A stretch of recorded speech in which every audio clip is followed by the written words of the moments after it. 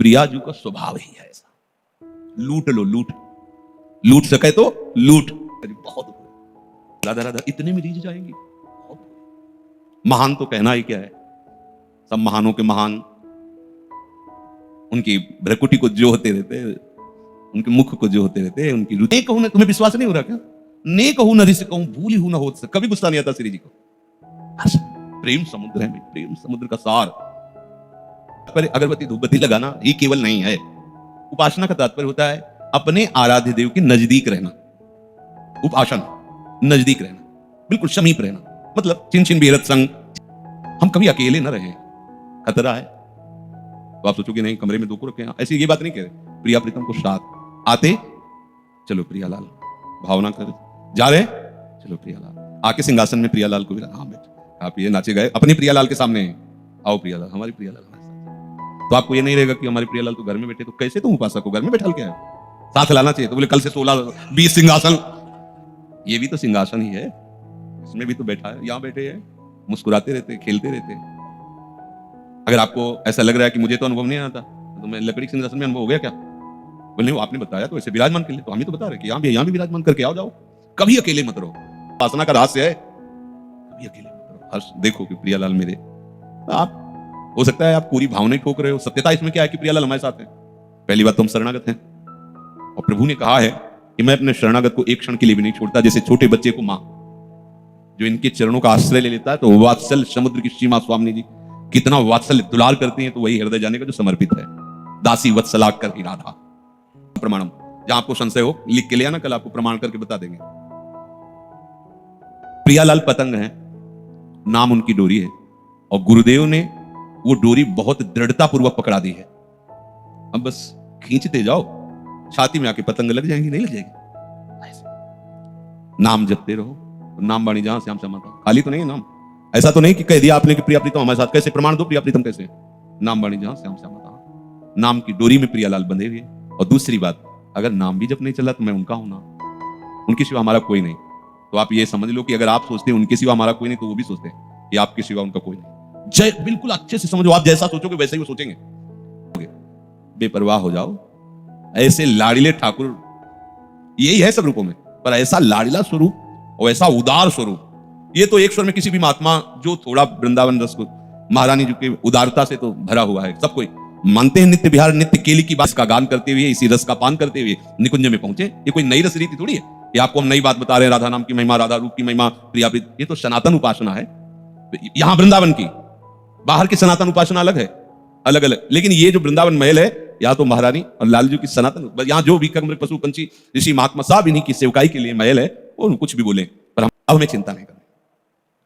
खूब सत्संग सुनो, आनंदित रहो, पर हृदय में ये बात बैठा लो कि प्रियालाल हमारे साधन है, प्रियालाल ही हमारे साधन है। इनका नाम, इनकी लीला गायन, इनकी सेवा, यही हमारा जीवन है, और यही हमारी सिद्धावस्था है।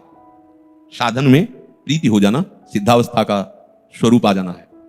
और सिद्ध रसास्वादन करता है, उसमें डूबता है। तो डूबना तभी होता है जब मातृ बुद्धि हो जाए। हमारी मातृ बुद्धि बस इतने में, नाम, लीला गायन, सेवा, जैसे कल चर्चा में। अब नाम में कैसे बन के नाम जप करना है, कैसी सावधानियां रखनी, वो होती रहती चर्चा गीता जी के श्लोकों के अनुसार। सेवा में कैसे, वो चर्चा होती है। अगर वो सावधानियां पूर्ण नहीं आ पा रही, और ये तीन बातें आ रही कि नाम जपना है, लीला गायन करना, जैसे बने वैसे सेवा करनी, तो आप ठिकाने पे पहुंच जाओगे, इसमें कोई संशय नहीं है। अच्छा, सब सावधानियां हो और ये ना हो, तो विश्वास नहीं कि आप ठिकाने पे पहुंच जाओगे। बस अंदर से देख लो, आप महारानी जी की ठसक में हो कि नहीं, बस ये हमें चाहिए खास बात। तो हमसे क्या दुश्मनी थी, हमको वो पद क्यों नहीं दिया? आपको प्रमाणित कर देंगे कि पद के योग्य है, वो बना देंगे ऐसा आपको, वो ऐसे आपसे सेवा करवा लेंगे, वो ऐसी आपको चतुरता दे देंगे कि सामने से कोई यही नहीं कह सकता कि अनाधिकारी को श्री जी ने रख लिया। ऐसा नहीं, क्योंकि एक रेखा है, उसको क्रॉस करते ही सब अधिकारी हो जाते हैं। तो देख के मुस्कुरा के हो क्या गया, बोले रेखा पार कर गए, इधर आ गए इलावर्त खंड में। और यहाँ भगवान महादेव जी के द्वारा रचित विधान है, क्योंकि ये उमा और महादेव की विहरण स्थली है, यहाँ कोई भी पुरुष प्रवेश नहीं कर सकता, इसलिए यहाँ जो भी प्रवेश करता है वो सब ऐसा हो जाता है। महादेव जी भी जहां कि चरण रज अपने माथे पे रखना चाहते हो, नित्य विहार रस है, यहां भी एक रेखा खींची हुई है। अनजाने में ही उस रेखा को पार कर गए तो बल गए ना। तो ये जो वहां का सिद्धांत रखने वाले हैं, ब्रज के रास में ही गोपी भाव को स्वीकार करके महाराज सम्मिलित हुए। ये तो महा नित्य विहार रस है। अगर उस रेखा को गुरुजनों से सुना कि पक्षी भी तो सहचरी भाव को प्राप्त हो जाएगा। तो तुम्हें इन बात पर विश्वास होना चाहिए। अपने कर्तापन से जो मिलेगा बहुत थोड़ा होगा, इनके होने से जो मिलेगा अघा जाओगे। इतना कर लो, बात जब समझ में आएगी तो यही आएगी जो कह रहे हैं, यहीं आ जाओगे। अभी मान लो तो दौड़ना नहीं पड़ेगा उतना पीछे, बस नाम, वाणी और सेवकाई। अब हमारी जितनी चेष्टाएं वो सब सेवकाई। दो विभाग करके सेवकाई करने वाला चल नहीं पाएगा, ध्यान रखना। श्री जी की सेवा अलग, जन की सेवा मतलब लोगों की सेवा। इसी विभाग में गृहस्थ भाव वाले परेशान है, अरे बाबा जी तो ठीक चलेगा, लेकिन हमारा पत्नी के अनुकूल तुम चलो, पुत्र के अनुकूल चलो, माता पिता के अनुकूल चलो, धर्म के अनुकूल चलो, और ये अनुकूलता श्री जी के लिए कर दो। उपासक वही होता है, वो जो करेगा बहुत मनोयोग से करेगा। उपासक और बहिर्मुख में अंतर है, दोनों को सोहनी पकड़ा दो, सोहनी बता देगी कि इसमें बहिर्मुख कौन है। उपासक की सोहनी ऐसी होगी कि देखने लायक होगी, इतना तिनका भी नहीं होगा, और उसकी झाड़ू की झाड़ू अलग अलग नजर आएगी, पता है तो बहिर्मुख है वो, अभी डूबा नहीं है ना नाम में, ना रूप में, सेवकाई के भाव में।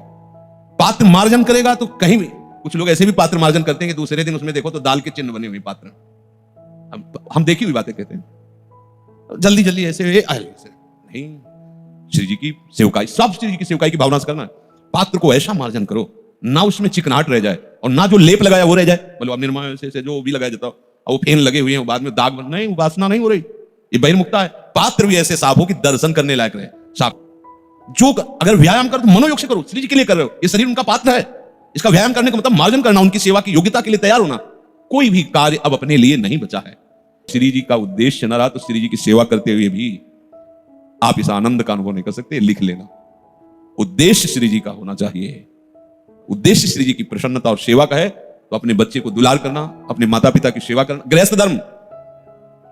ये बहिर्मुख जो बाबा जी हैं और बहिर्मुख हैं, गुरु जी ने कहा था माता पिता की सेवा करना, ये लियो पीला। निवृत्ति मार्ग में कदम रख दिया तो अब हमारा सिद्धांत बदल गया। अब नहीं, आगे जो होगा प्रवृत्ति मार्ग में यदि है तो माता पिता की सेवा, परिवार के प्रति जैसा सहानुभूति रखते हुए उसकी अनुकूलता देना, और ये सब का सब श्री जी के लिए उद्देश्य कर लो, भगवत प्राप्ति है। श्री जी के आपको पर मनोयोग से करो, जो कार्य करो श्री जी के उद्देश्य से करो, मनोयोग से करो, वही उपासना बन जाएगी। और मनोयोग और उद्देश्य यहां समीप रहते हुए नहीं है तो आप देख लीजिएगा, अनुभव में नहीं आएगा। वही आप देख रहे हैं, वही और रसिकजन देखते हैं तो देखने देखने में अंतर हो जाता है। तो क्यों अंतर होता है? क्योंकि अपनेपन में अंतर इसलिए अंतर है, जितना अपनापन होगा उतना ही आप कौन, अपनेपन का सारा खेल है।